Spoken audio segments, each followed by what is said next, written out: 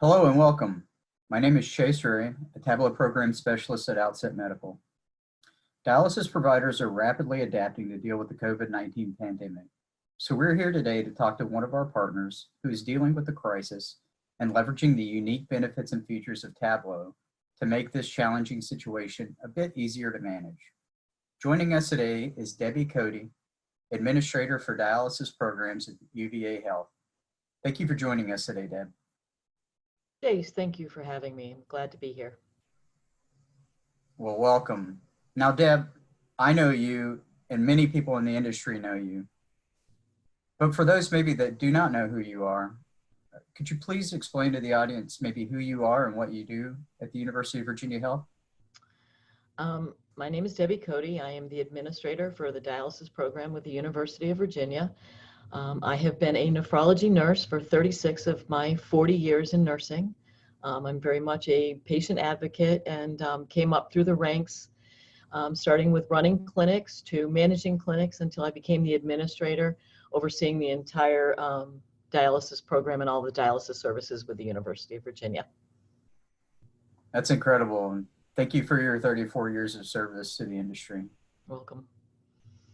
So please tell me a little bit about the institution and more specifically your dialysis program at University of Virginia Health. So we currently have 11 chronic dialysis facilities throughout Central Virginia.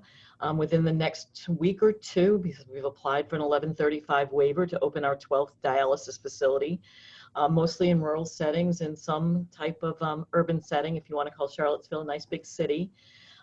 We have both home and in-center programs, and we also have a large acute program here on grounds at the University of Virginia. And we have contracts in 4 community hospitals where we serve patients in the outpatient setting as well. Well, that's incredible. So a program from ICU all the way down to home. Yes, sir, with about 15% of our patients being on some type of home dialysis. Pretty incredible. So what strategies are you deploying to address the renal failure patients that may be under investigation, maybe have tested positive, or have recovered from COVID-19?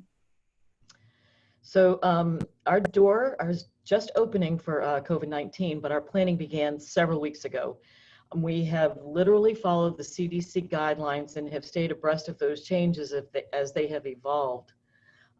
We began screening patients in each one of our clinics, checking their temperature, asking them originally if they had traveled anywhere outside of the United States. And then, of course, as time progressed, switching that to have they been around anyone that's been ill?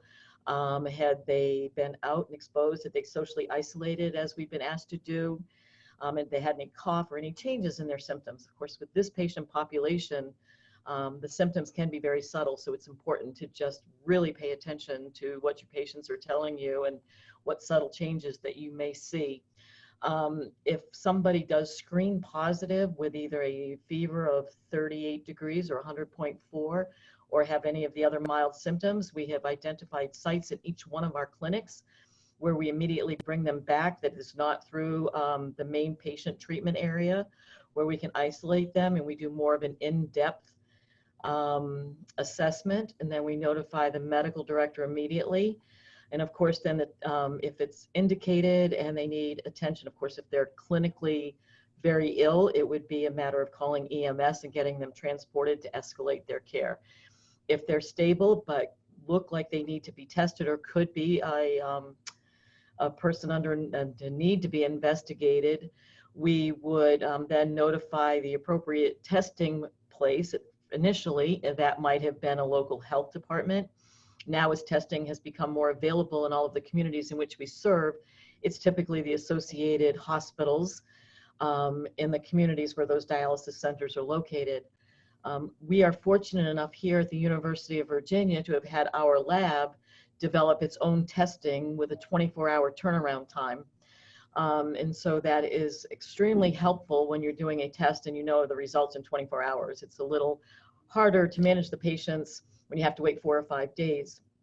So if a patient is tested, we will continue to isolate them. So in each area, in each facility, they have identified an area of isolation. So if there's no hepatitis B patients, those patients would dialyze in a hepatitis B room. And so you can think about small scale, big scale. So as the patient population would grow, then the response also grows. And so small scale, we could do 2, 3, 4 patients in an isolation room, depending on the shifts and the days. If the facility does not have a hepatitis B isolation room, or if that room is occupied, then we need to look at other alternatives, and that would be to transport them or have them come to one of our other facilities. We've been lucky enough not to have that occur in any of our facilities as of yet. And then if we have more patients under investigation, then the next step would be to develop either a individual shift of patients, where we would open an evening shift, and those patients would be isolated, and we'd run them separately from all of our other patients. The other thing that we did was talk about if there was needs in our community, patients that got admitted, and we're recovering and we're ready for discharge. We want to support our inpatient hospital partners, even our own hospital here, and those in which we serve acute dialysis services, by helping them have discharge plans and get those patients back into the community, but protecting the patients that aren't ill with the COVID-19 virus. And so charged our management team with looking at how could we set up some type of a MASH unit, which is what they called it. And we utilized our resources to identify places where we could take patients that were post-acute care and dialyze them in settings without being in the general patient population. And we've done that in each one of our communities.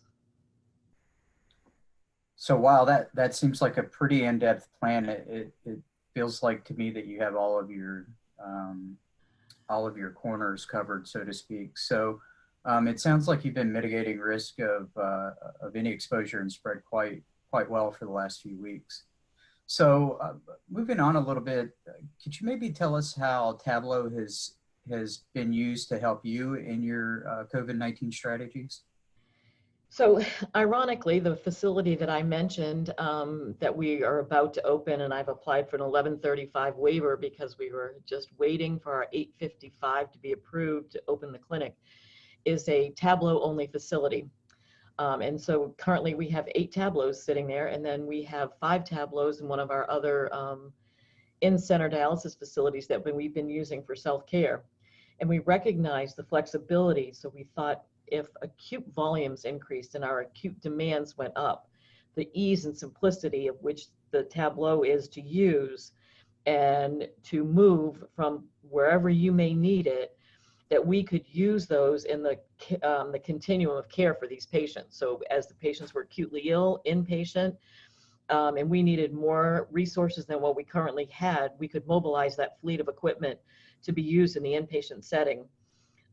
We actually hired a traveler to help support our staffing needs in case of increased volumes, brought that traveler into the clinic and handed her a set of Tablo, the cartridge in the system, and said, here, set this up. And within 22 minutes, that nurse had set up that machine without any further instructions from anybody and was ready to use.